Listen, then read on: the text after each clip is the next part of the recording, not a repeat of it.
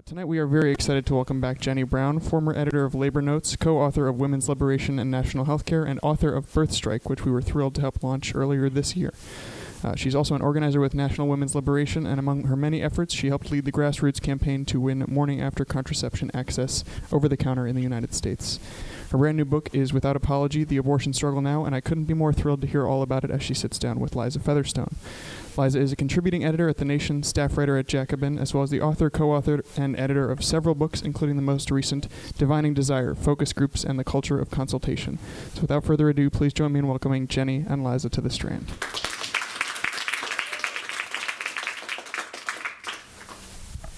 Thanks. How do we sound? Are we audible? Is this on? I can't really tell because I'm fairly loud anyway.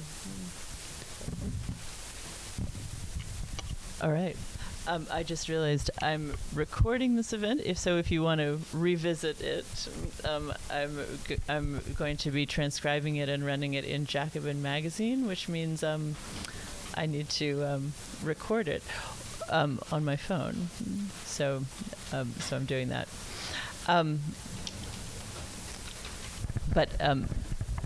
But welcome to you all, and it's thrilling to do this at the Strand. Doesn't it always make you feel like kind of a real writer to be at the Strand? It's like such a Don't let it go to our heads, right? Yeah. Well, while we're settling in, I just want to mention that there are two people who are key in the book here. Carol Giardina, who's sitting in the front row, who was one of the people.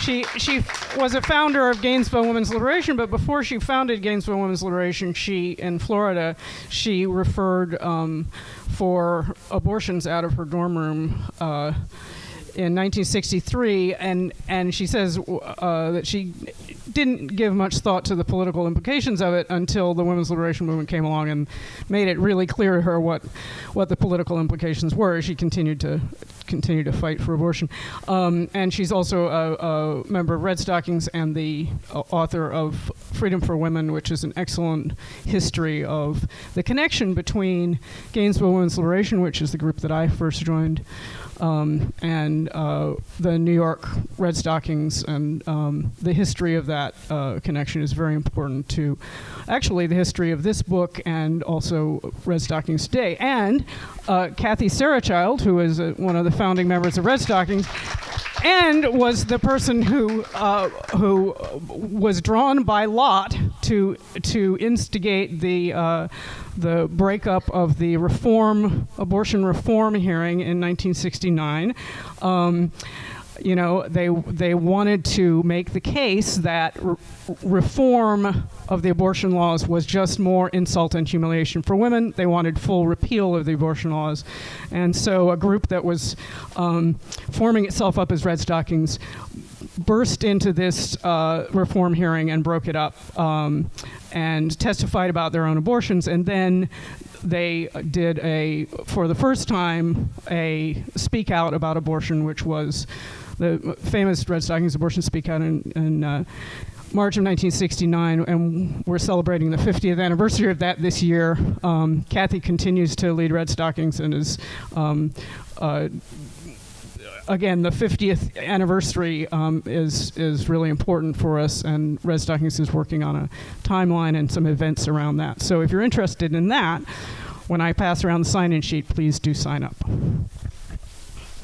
Yeah, it's really exciting to have people here with us who are such an important part of the history that Jenny discusses in the book, and also, I guess I really want to start with it's conventional to ask an author, how did this book come about? And usually the answer is something really personal, or I was walking down the street, I was in the shower, I had this idea, and in your case it's much more collective than that. I mean, there are a lot of feminist classics from the 70s that came out of activism and consciousness raising, and we tend today to think of a book as a much more of a, there's an individual author, and we regard the book just as like her own sweat and toil, but your book is actually more of a similar process to these classics of the past. Can you talk about that? Yeah, absolutely. I mean, I tried to put into this book, and the errors are all my own, but I tried to put into this book the experience and the theory, which is summarizing that experience, of the last 50 years of fighting for abortion rights in the United States, and also a little bit of lessons from the Irish abortion struggle recently. And they came to me from living in Gainesville, Florida, and falling in with getting recruited basically to Gainesville Women's Liberation, which was reconstituting itself at the time. And one of the first things that we did was we got Lucinda Sisler, who is one of the theoreticians of the abortion movement from the 60s, to come and speak in Gainesville about, and that led us to study the struggle, and we were immediately able to put that to use because that was the year that the Webster Supreme Court decision came down, and it was going to allow states to do more restrictions on abortion. And our governor, Bob Martinez, decided that the thing to do would be to call a special legislative session to restrict abortion in Florida. And so we immediately flew into action to try to have a more radical approach. People were saying, oh, let's have a rally in a stadium in South Florida, and we said no, we have to go where the special session is. We have to stop it, and so we had 10,000 people in the Capitol stopping it. It took a lot of organizing to get people to think about it, think about doing a militant action like that as the strategy that we should use. But it was absolutely the correct strategy. We shut down the special session. Bob Martinez was defeated in the next election, and that gave me, a sense that these ideas that we were getting from the 60s movement are extremely powerful, and we can talk more about what some of those ideas were, but that just gave me a taste of that we really can win, and that the strategies that originally got us abortion rights are very much, we're not trying them right now. We are we're backing down. We're in a very defensive crouch right now. And so if we start adopting some of those, I think we'll make a lot more progress than we have in the last few years. So we really, really need this right now. What are those ideas and strategies? Well, the first one, which was invented by the women's liberation movement as coming out of the civil rights movement, many people who started the women's liberation movement had been active in the civil rights movement. In the civil rights movement, people will get up and talk about the racist incidents in their lives and tell it like it is, it was called. And so in the women's liberation movement, they adapted that into something called consciousness raising, where you would go around the room and people would talk about their lives and answer questions about their lives, and compare their experiences and then figure out what was going on and who was benefiting. And one of the things that came up in the early consciousness raising was abortion. People talked about, for the first time, talked to each other about their illegal abortions. And so that was the first time that people started to see this as maybe a political thing, not just a personal burden to bear. And I think in many cases, we are back to thinking of it as a personal burden to bear. The screaming picketers, the expense, the having to travel to another state, all of these things that we're facing. What we get from consciousness raising is, no, this is a specific strategy used by the power structure to oppress and exploit us, and so therefore it has a political solution. It's not a personal, private issue. It's not an issue of privacy. So that was the original idea for consciousness raising. And then the other idea was, we had an abortion movement from the post-war period through the 50s and early 60s. And it was basically professionals who saw the carnage that was caused by the abortion laws and the back alley abortions, and they were concerned on a public health basis and all this stuff. And their strategy was to make it easier for people who were in an extreme case like cancer or fetal deformity or rape or incest to get an abortion. That didn't cover most people's reasons for needing abortion, and so when they did consciousness raising, they were completely aware that this was not adequate to their needs, and that was why when they went to approach how do we do this politically, they said, oh, well, we're not going to go for these reforms. They don't cover most of us. They're not going to unite us, and we're fighting for our own lives. What we want is full repeal. So it came directly out of consciousness raising, that idea of getting repeal of all the abortion laws. And you were also a plaintiff in the case demanding the morning after pill, right? Yeah, Can this you was talk about that? Yeah, this was a 10-year struggle that went from roughly 2003 to 2013. The morning after pill, after sex contraception, works up to 120 hours after sex, but it's most effective the sooner you take it. It was over the counter in 37 countries, but not the United States. Here, you had to go to a doctor, get a prescription, go find a pharmacy that was open, and it was sort of comical to think about starting on a Friday night how you would do this and have it be able to get the pill in time for it to be effective. So we were trying to make it available at the University of Florida, where there were pharmacists who were blocking making it available to students. And in the course of that struggle,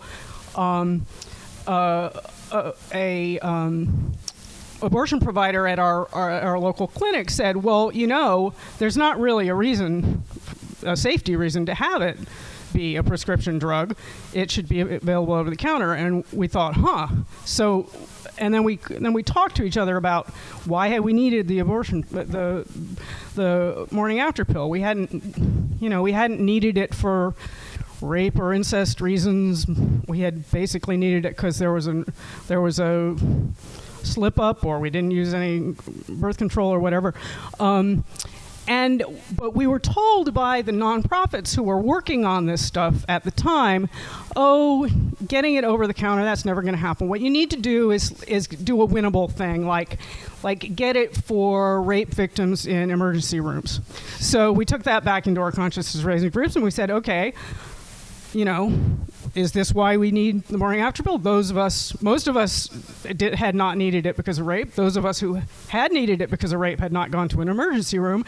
So we knew that was not going to apply to most people. Were not going to be interested in that as a struggle.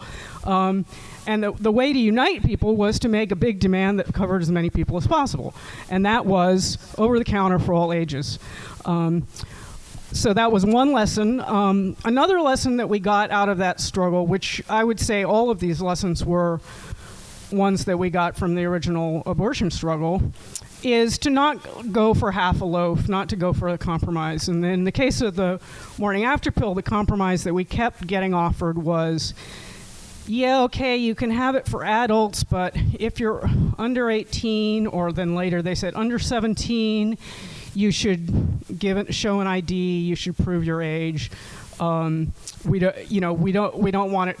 It's going to just be prescription for younger people. So, first of all, that meant that everybody was going to have to show an ID. And second, it meant, and we certainly had experiences in our younger years of needing the morning after pill. Why, able to get pregnant, able to decide. That was our position.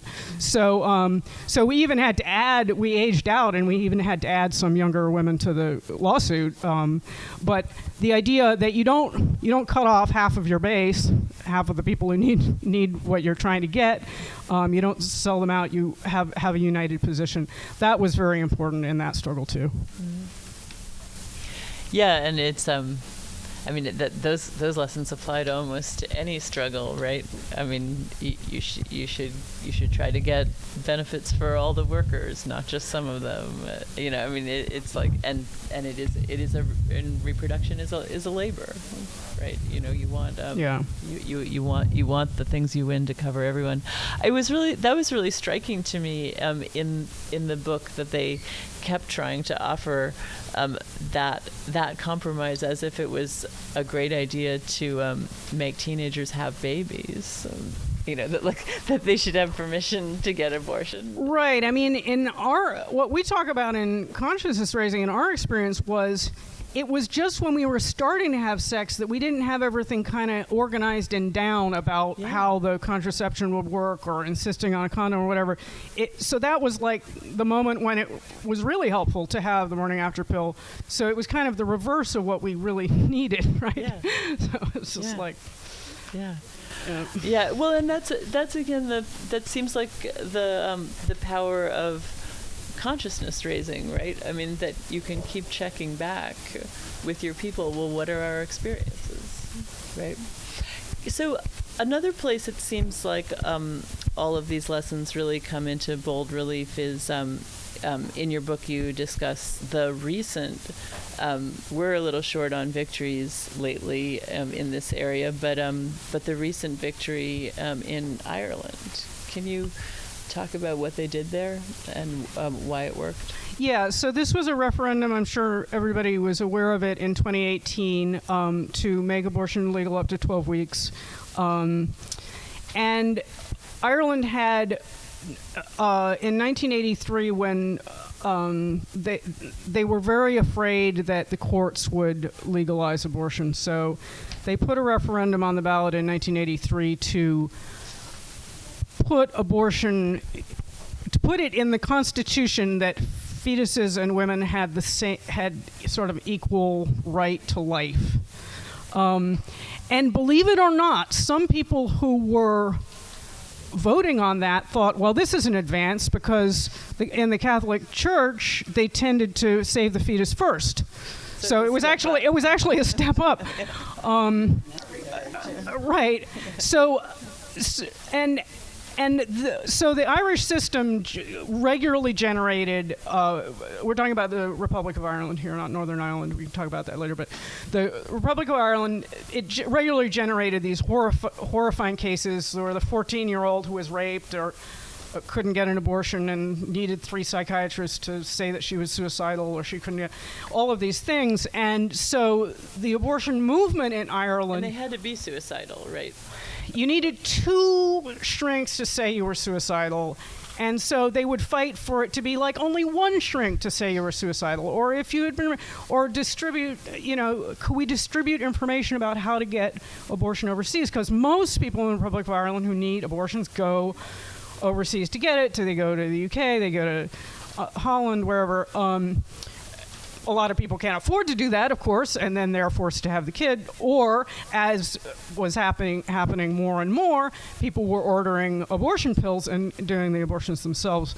So this situation in Ireland, a lot of the movement was around trying to get little tiny reforms to the law, which really wouldn't have helped most people. And by around 2012 or 2013, this group of feminists who identify themselves mostly as anarchists in Dublin got together, and they started to demand free, safe, legal abortion in Ireland, and they, with no gestational limits, basically repealed this abortion law. And the first thing that they did that was kind of shocking to everybody was they put abortion in the name of the group, Abortion Rights Campaign. And then the next thing they did was make these demands on top of like all of these mobilizations that had been happening around these terrible cases. They just said, forget about all that. Let's just have legal abortion in Ireland. And that drew massive crowds. Every year they had demonstrations. The number of people doubled in the demonstrations.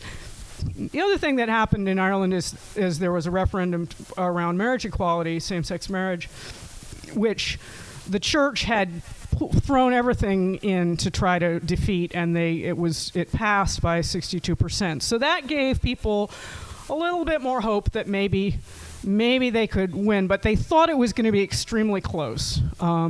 They thought they might win, they thought they might lose, but they knew it was going to be extremely close. And that was something they were completely wrong about. It won by 66%, which showed that people really were not listening to the church anymore. They were not taking church disapproval as their own. But the main organizing tactic that they used was speaking out about their abortions. And a lot of this happened in the media. If you look at the polling results, it was very influential in people's decisions to vote. And then the other thing that was the staple of their campaign was canvassing, which I think is more common in Ireland than it is here. You know, people knock on your door, politicians knock on your door more commonly. But they made a science of canvassing and going back and talking to people again and again and talking about their experiences with abortion, talking about their neighbors' experiences with abortion, really working on people to think about what it means to have abortion be illegal in Ireland. And and they were victorious, which I think gives us some hope that I think a lot of people think that, you know, you're either on one side or the other of the abortion issue and you're not movable. That was not true there, and I don't think it's true here. I think we have a lot of room for organizing people. And part of the way to organize them is not to just talk about these extreme cases, but to really talk about our own experiences. And so those are some of the lessons that I draw from the experience in Ireland. But there are all kinds of interesting things. I urge you to read about it and study it. It's so interesting, and these are such important lessons. And I think as a media person, I kind of cringe hearing this because a lot of nonprofits are so media driven, and so they're really seeking that outrage that is going to put this on the news, and this like really this really sad story, and you know, just I didn't want to have a baby and I shouldn't have to. It doesn't have the same, you know, this is going to be on the news or everyone is going to forward it on Instagram, but is actually so much more compelling and relatable to most people. Well, you know, I mean, when Shout Your Abortion started in 2015, their whole idea was for everybody to just describe their everyday experiences, and it was an explosion of people, and that was very popular. So maybe the media is wrong about that. Maybe people do want to hear about just the normal everyday things that are driving women nuts. Yeah, you know, because it's so unfair. Yeah. And there's also there's a moralistic element too, right? I mean, it's like when you know, back in the AIDS days, and when there was so much attention to the one guy who got it through a blood transfusion rather than gay sex, because there was still a sense that that gay sex was wrong, and that the people who got AIDS through gay sex, there was a sort of this fear that the public would think they deserved it. You know, so there would be, all this attention on these very strange cases, whereas, most people, the vast majority of people who had AIDS got it in a normal way. Yeah, I mean, this whole thing of deserving an abortion versus not deserving an abortion, I think it grows out of this sort of professional approach to it, where lobbying and litigation is really how you win this. And this just comes out of a fundamental misunderstanding of the history of how we won abortion, right? Yeah. We didn't win abortion because all these professionals got together and decided that it was. We didn't win abortion because the Supreme Court suddenly saw the light. Yeah. We won abortion because people were in the streets demanding it, and actually demanding a lot more than we got with the Supreme Court decision, right? So. But that history, I mean, the history I learned in high school was, the Supreme Court made abortion legal, and therefore, because of the sexual revolution or something. I mean, it was very vague. Mm-hmm. But the women who planned and started the movement and made it happen are not in those history books. And so it's a very effective thing. It makes us think that we don't have the power to change things. All the change comes from the top. It comes from, persuading the elites. Persuading elites, or lobbying, or a smart argument in court. The Supreme Court had to grapple around to try to find some way to justify making abortion legal, and they fastened on the thing that they had come up with in 1965 to make birth control legal, which was privacy, right? Privacy was never a demand of the movement. I mean, the movement ran on making abortion public, right? It was exactly the opposite, right? But this privacy thing, okay, well, it's a what is it? A penumbra of the anyway. They found it in the Constitution in the same way that they found civil rights in the Commerce Clause and labor rights in the Commerce Clause. They found it not because it was in the Constitution somewhere. They found it because people were demanding it, and they had to come up with some rationale. We lead and the court follows is basically my position there, and I think it's very clear if you look at the history, also for labor rights, also for civil rights. It's all very clear that the court's going to do another decision. Well, what happens in those decisions is up to us, because we have to organize to make sure that we keep our rights and in fact expand them. Yeah. I mean, it's like people say about labor negotiations. You never get what you want by sitting there at the table and making a really good argument. Like that's just never how you win. I should say that the other thing that really helped in the 1960s in the abortion struggle was that most of the socialist countries already had abortion legal, and in fact, you could go to Poland and get an abortion for $10. And you have to picture, this is at a moment when there's the Cold War is essentially an argument about which type of system has more freedom, right? Socialism or capitalism. And here, women were leaving the free world to go get an abortion in Poland for cheap, right? That put a lot of pressure on the capitalist world to, we have to be a little bit more democratic. This looks really bad. Just as the same thing with the civil rights movement. It looked really bad that black people were being shot for wanting to vote in a democracy, right? So then the federal government had to moderate that and make it look better. So it's the same kind of pressure. We don't have that as much right now, right? We don't. In fact, a lot of countries that were socialist have, and Poland is a great example. Poland, where you could go get an abortion for $10 in 1968. The moment they overthrew socialism, they went back to restricting abortion, and now abortion is essentially illegal throughout Poland, and they punish doctors who provide them. And if you're Polish, you go to Slovakia or you order pills online.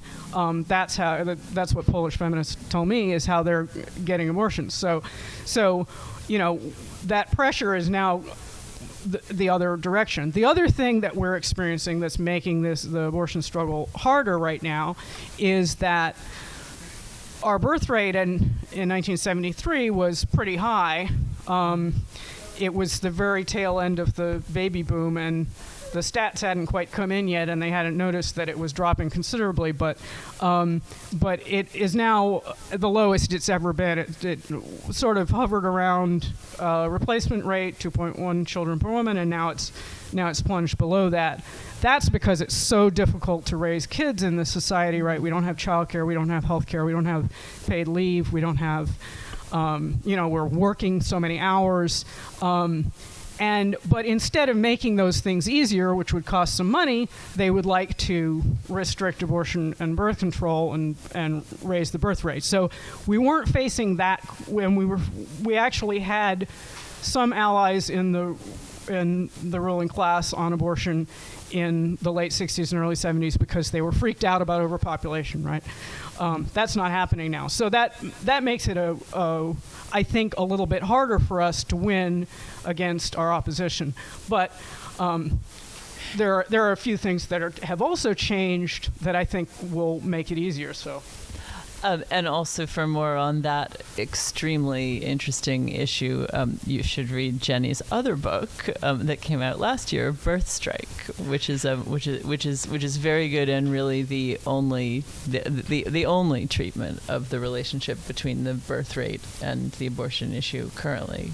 Right? I mean, it's the only recent. As far as I know, but if you see something, tell me, because I definitely want to read it. No, it's very little discussed, and Jenny's book about that is great, so you should also read that. I have some postcards for that book there. Yeah, so. And it has a great cover. I wanted to that's very interesting about the communist countries. We really got so much out of that superpower competition, and we frankly did not realize at the time. I think, it's amazing to look back on it and all the things that the American people were able to get out of that communist pressure. Yeah, the West German workers used to say when they were at the bargaining table that East Germany was also at the bargaining table. So they could get more as a result. Yeah. Because they couldn't just say, well, we have better televisions. Like they had to also, they also had to keep up with, better standards of living, more freedom. To that, why did the communists have better reproductive freedom? It's not something many people know, because I think people tend to certain. Because of authoritarian stereotypes about socialist and communist countries, there are certain examples that tend to linger in people's mind. Ceausescu's Romania, Stalin's crackdown on abortion, but those are actually exceptions. And what do you make of that? Yeah, why did the communists have better? So we have 100 years of communist and capitalist systems to compare, and it's a lot of data. It's a lot of data, and the socialist world, pretty much every revolution legalized abortion immediately. So even where it was hard to do, like Cuba, right? You had Catholic Church you had to go up against. Vietnam, Korea, revolutionary governments in China, and then the entire Eastern Bloc. So, pretty much a majority of the world had abortion rights before the U.S. got them. And then after the U.S. got them, a lot of European countries did too. But clearly the socialist world led on this. And so I give three reasons. One is that these were essentially people's movements, and they included women. And they needed women in the revolutionary movement to win. And so they were essentially more democratic. But they also saw women as more than just producers of babies. They saw them as comrades and soldiers and workers and teachers and leaders. And in the feudal and capitalist systems that they were overthrowing, unrelieved childbearing was an enormous barrier to women participating in any of those things. So it seemed completely obvious that the other thing is they were willing to go up against the church. That was big in many cases. And then the other thing that you see a little bit as capitalism has come back into some of these countries is that capitalists are very concerned about growth, and population growth is one of the parts of that growth, right?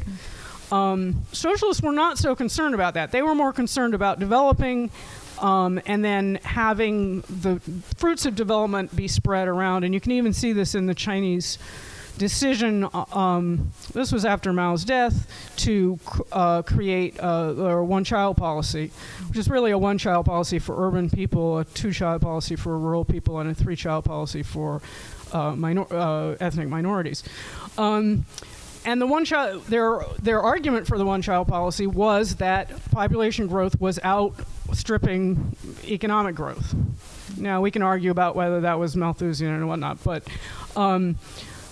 definitely their policy was not, let's have as many people as possible so that our economy can grow so that we can make more money. There wasn't that pressure. So I do think that there's a lot to be gained from studying this, and I think it really is a new situation for capitalism to have so many countries that are now do not have growing populations and are going into negative, Japan is leading with the total population actually starting to decrease in 2011. So we're not talking about population growth rates, we're talking about actual population decreases. So I think there's a lot to study about that, and it's going to be interesting how capitalism deals with it, but it's pretty clear from looking at all these examples that socialists are not trying to have population growth as much as capitalists are. That's interesting. Yeah, it's very interesting.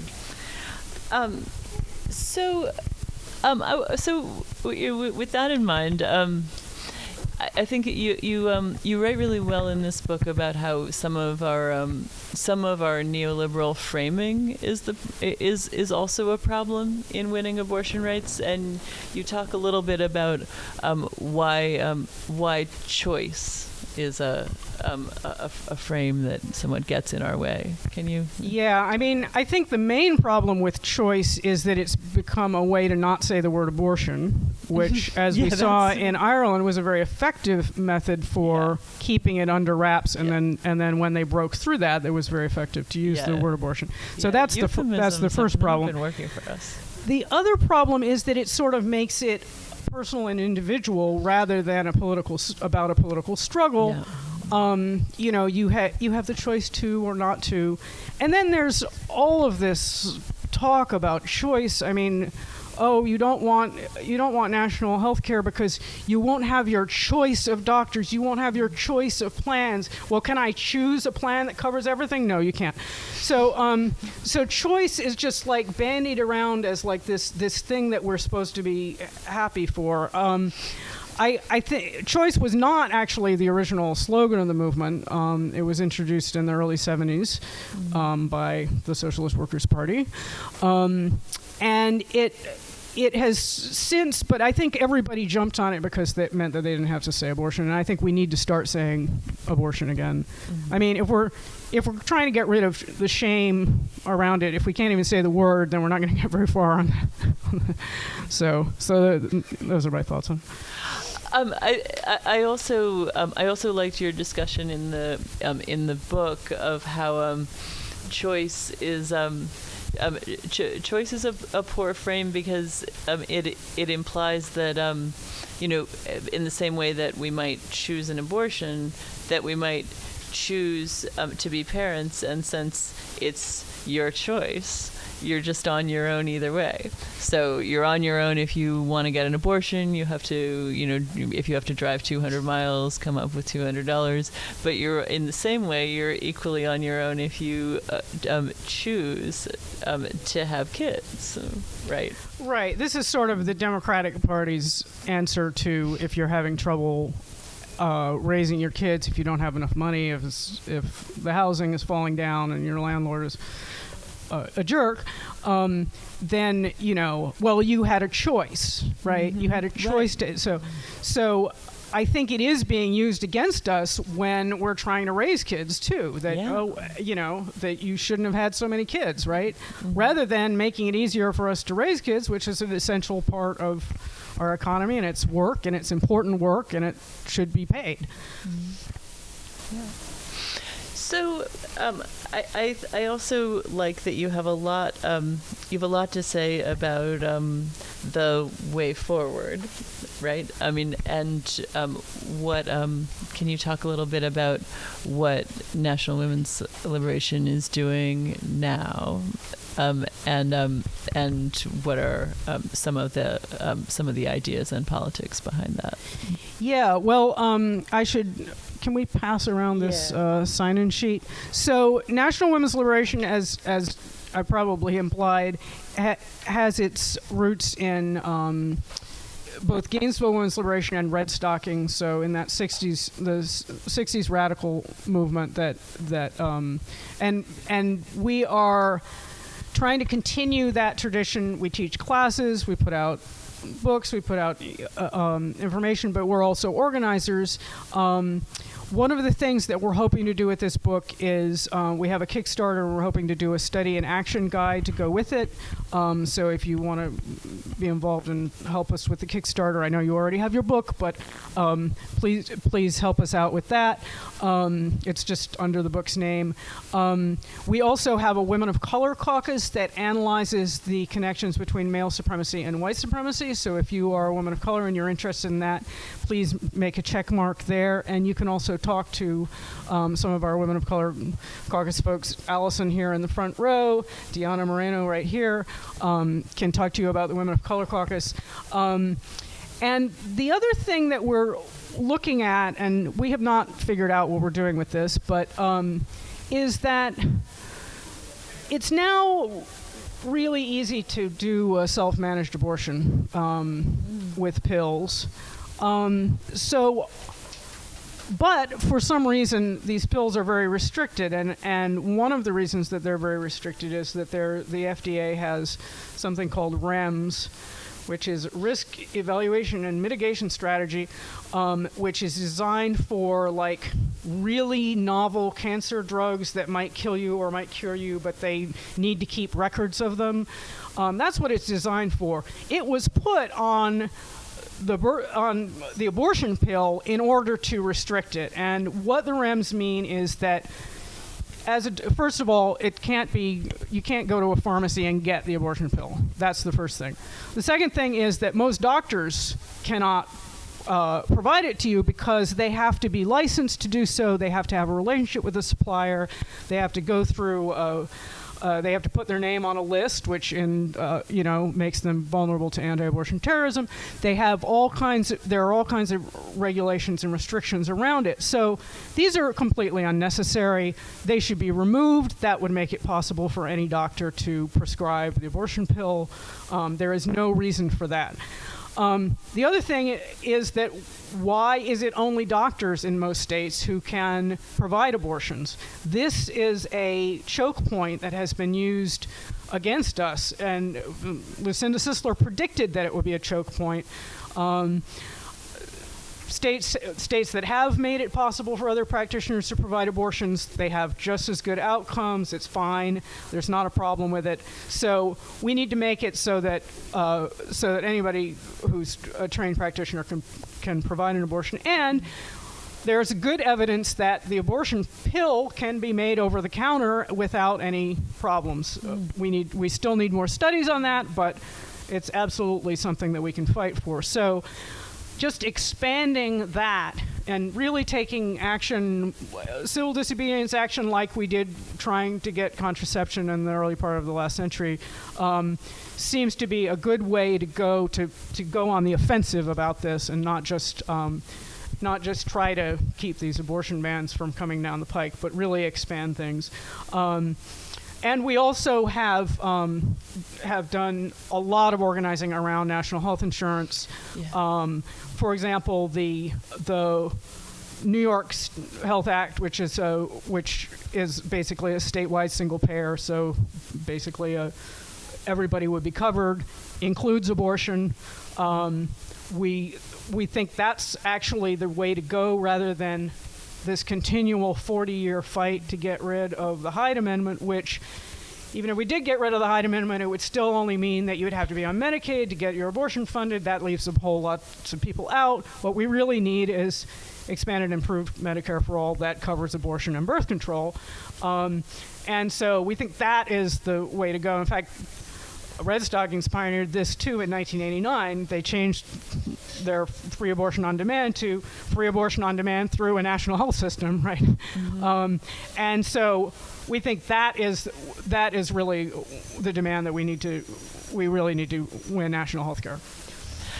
And it's a great time for that, right? I mean, in terms of the rest of the political landscape with Democratic Socialists of America are canvassing on this. It's a major plank of Bernie Sanders' platform, including the reproductive health care for all. Yeah, you notice after Bernie made this a big issue, all of the other presidential candidates on the Democratic side have been saying that they're for it or sort of for it or waffling back and forth, but they're definitely feeling the pressure because it's so popular, and people understand how it would work. So I do think that's I do think it's a very hot moment. But we should remember that and this is really the origin of the term reproductive justice. When the Clinton health care reform which was much worse than what we're proposing, but the Clinton health care reform was going through, they immediately jettisoned reproductive rights. They kicked out abortion, hoping that they could get support from Republicans. And a group of black women who were at a conference had a sort of a little impromptu session about what was going on. And at first they thought jettisoning abortion is not going to get Republicans on your side on this, and that turned out to be true. And then secondly, they said, we are not going to support anything that doesn't support what we need.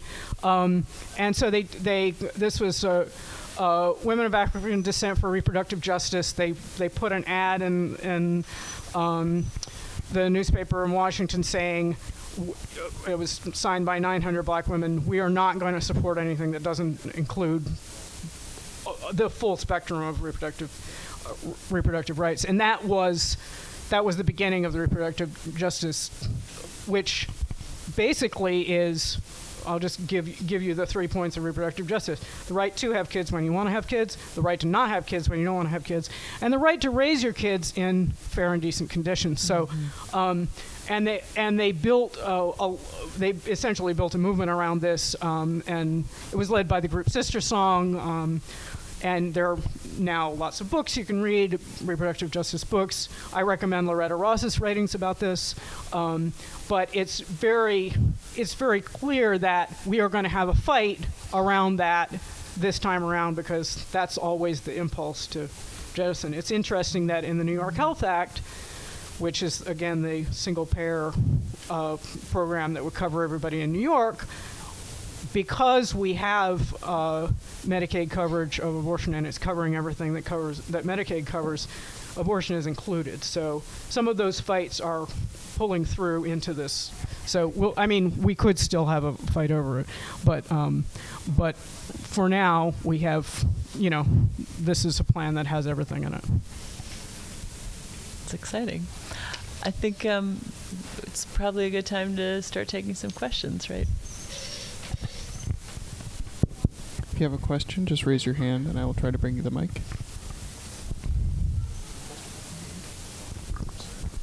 Somebody back there. Hi.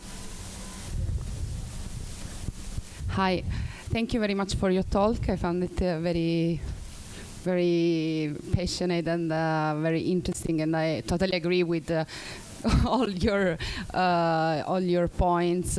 I come from Italy, and we had a specific history in terms of feminist movement and abortion and the struggle for abortion at the institutional level. We had a main split within the feminist movement explicitly about the question of struggling for a law or not, what kind of struggle to bring for. And even if I, in the end, I agree with the necessity and the need we have of a law that disciplines the question of abortion, because we need to have free access to hospitals and clinics and so on. At the same time, I think that from a feminist point of view, we cannot forget the very controversial point about abortion.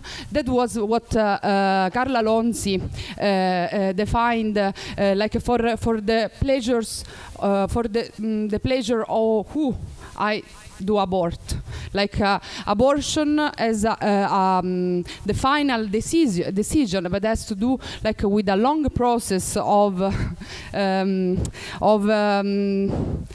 maybe not awareness of self-determination in sexuality or pleasure and so on and so on. And this was just like one image from Italy that I wanted to put on the table. Another one is the fact that I totally agree with the problematic aspects of choice, and choice both as like individuality, but also, in my opinion, as equivalence of positions. I think that in the symbolic frame, we as women are signified. It is not the same thing to choose to be a mother or not to choose to be a mother, because we are we live in our on our skin the maternity as an obligation. So in terms of the refusal, that is abortion, but not just abortion, also the choice of not having kids, not having children, there is a revolt, a kind of revolt against a system of power that is patriarchal, but at the same time is very well explained in terms of capitalistic injunction, because maternity, I have to cut, because maternity is in the end also a discipline of labor or labor force. Yeah. And yes, just this. Okay. Yes, amen for all of that. I mean, in the U.S., we also have this history of reproductive coercion, including forced sterilizations, which is why reproductive justice demands the ability to have kids as well as not. And so yes, we are pushed into motherhood and pushed into this idea that we're only valuable if we have kids.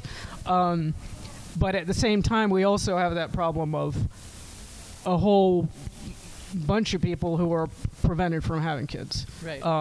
And so I think that may be why it's a little bit less clear in the U.S. case. Yeah.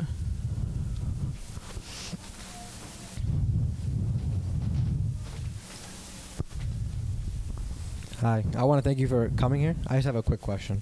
So how do we build a long-lasting radical movement that will ensure these reform fights are no longer needed? It seems like every so often we have to organize again after we've lost momentum to come back and fight for things that we may have lost years behind. Well, that is the key question. If I had the answer to that, we could all go home. But I do think that there are a couple of things. In the women's liberation movement grew very fast, and then most of the groups either exploded in fights or were taken over. And I use the example of that in the book. I talk about Gloria Steinem's takeover of the women's liberation movement and Ms. Magazine, and how that sort of became a gatekeeper to keep the radicals from being able to continue to lead the movement. But there were also errors on the part of our movement, and one of the errors was that we didn't defend the leadership that we had. We didn't understand how valuable it was, how difficult it is to lead something, and so we didn't defend our leaders, which meant that they got kicked out and were no longer able to lead. I mean, I think Shulamith Firestone got kicked out of 3 different groups. Yeah. Carol got kicked out of 2. Kathy managed to salvage Redstockings out of the wreckage of these fights, but we didn't have, but continuity, persistence is what you're asking about, and how do you guarantee that? And so one of the things that we've done in our group is we have a structure that defends leaders. And you can't just join the group and decide you don't like the direction of the group. A bunch of people join it and kick out the leaders. That is the structure of most of our groups now. It's not the structure you notice of nonprofits or of power structure groups. They defend their leadership fine. It's just in the movement we feel that we have to be super democratic because we're aiming for a democratic. But that doesn't mean that you want to. That doesn't mean that you don't still need leadership. And then the other thing is that we didn't fund our movement. It was very haphazard. And that meant that, outside stars like, and again, Gloria Steinem is a good example, but we have many examples, could get funding to sort of dispense their grants and whatnot to the movement and basically lead the movement where they wanted it to go. So we are very strong on, and Redstockings has produced a button even about dues-paying feminism. So feminism that is not funded by corporations and their foundations, not just feminist groups. I think this is important for all groups. Why is the labor movement so powerful? It's dues funded. So I would say those are two important parts of keeping our and not ending up in this situation where we're going backwards and having to rebuild all the time, going backwards, having to rebuild all the time. And in that context, it's pretty amazing to recognize yet again that Redstockings is celebrating its 50th year.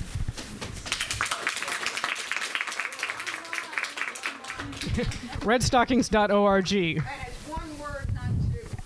Right. Yes, Redstockings. I want to say something in answer to his question too, and then I want to ask you a question. It wasn't just that newer people threw out leaders. You can't gesture with the microphone phone. You have to hold it up. I mean, it wasn't a generational fight or an anti-authoritarian. It was a political problem because the leaders had radical ideas. The radicals who had founded and started the movement. They were the ones who were thrown out. And who were they thrown out by? The compromisers and the liberals. And when Ms. Magazine started, it started with $1 million grant from Warner Communication, which I think is now Fox.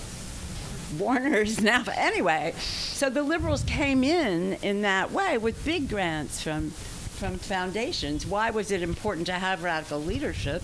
So we could pass down the radical ideas instead of having liberal and reform and compromise ideas leading the movement. Now, what I want to ask you, my question is,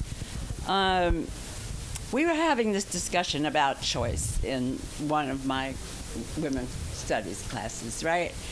And we were talking about parental leave and the things that we don't have here, free public child care, and how daycare was an original demand of the early movement, if you look at it was.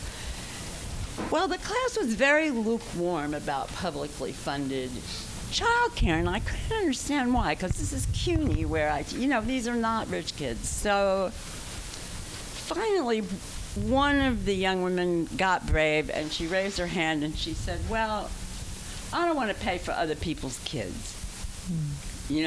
Why should I pay for other people's kids? Because if it's publicly funded daycare, then my tax dollar are going to support somebody who screwed around and had a bunch of kids, blah, blah, blah, right? And these kids, anyway.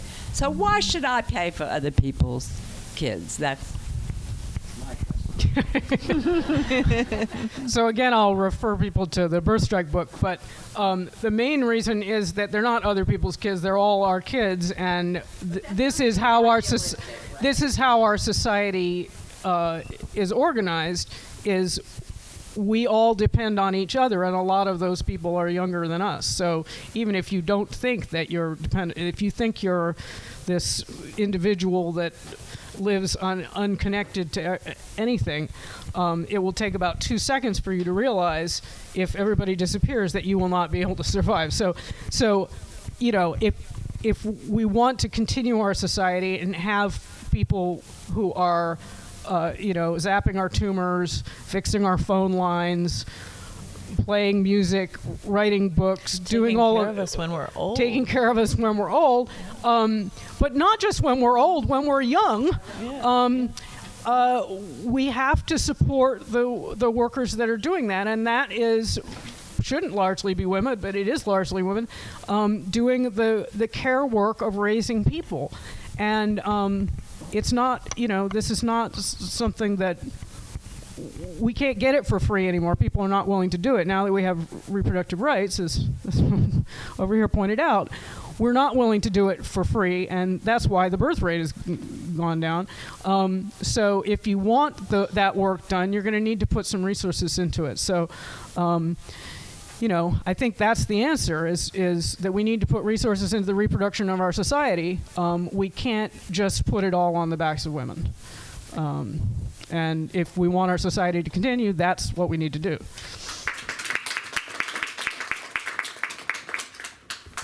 And I think it's interesting, the reason you would get that question, the reason people say that, and people do say that so often, is precisely partly because of this choice frame, right? Like you made a choice to have a baby, now it's your problem. Yeah. You made your bed, now lie in it, right? Which is, I guess, an advance over you have no choice, and that's all women should ever do. But it certainly has led us into a whole nother set of problems.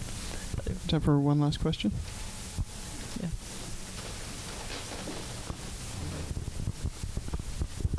Hi, thank you. So my question is around, you mentioned that part of the reproductive rights is also the right of a woman to have a child when she wants to have a child. So does that mean that you think that just as, the state should be involved in offering funding for abortions, it should also fund, fertility? Yeah, sorry. And I'm asking just because, I come from Israel, and in Israel, the country, even though there's socially, it's a little bit, there's a deterioration, and it's not a social state as much as it was when it was founded. Specifically for fertility, it is something that's actually on the rise, because the state is actually extremely interested in people having more children. But it doesn't come from a socialist perspective. So I'm kind of... It's a birth rate. Yeah. Right. That's a competition birth rate, right? Yeah. I mean... Yeah. Yeah. So, and there are instances here where that kind of stuff has happened, and I think now we are, we have a history, and I think the one that people are mostly familiar with is Puerto Rico, of testing birth control and all kinds of untested birth control methods on Puerto Rican women, and essentially that was to reduce the population of Puerto Rico because big corporations had taken over all the land. People were forced into the cities. It was overpopulated suddenly because all this land had been stolen. So we also have a history of that kind of thing going on.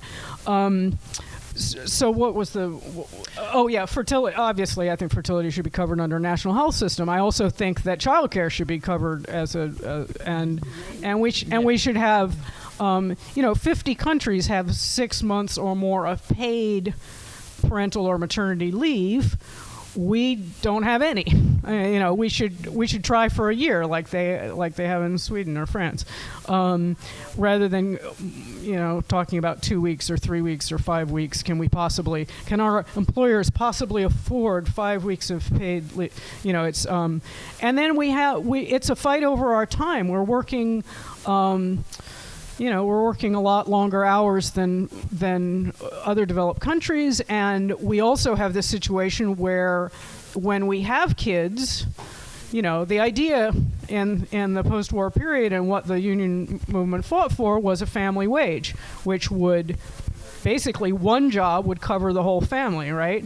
Now, that was a sexist way to arrange it because that one breadwinner was always the male, and it was the excuse to pay women less. But it did, as Kathy points out in an earlier Redstockings book, it did have a progressive element, which was that employers were paying for the family care job. Now, both spouses are going out to work, and there's, trying to raise a family after working 40, 50, 60 hours a week.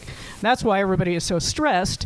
The employers are basically getting 2 jobs where they used to get 1, and we're taking on all the burden. So the fight over our time. The other, a non-sexist way to change that was everybody work for 20 hour, have a 20-hour week. That would be the equivalent of what we had in the post-war period, right?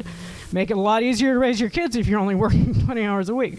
So, right, we never had but yeah, but if you have two spouses working 40 hours, and then you could just split it, right, on average, right? So if we look at, we really need to look at it as a fight over our time. I think that's the other thing that. Well, thanks all for your questions. I'm sorry we do have to get to signing books, but Jenny and Liza, thank you so much for being here tonight. Give them a round of applause. Thanks everyone for coming.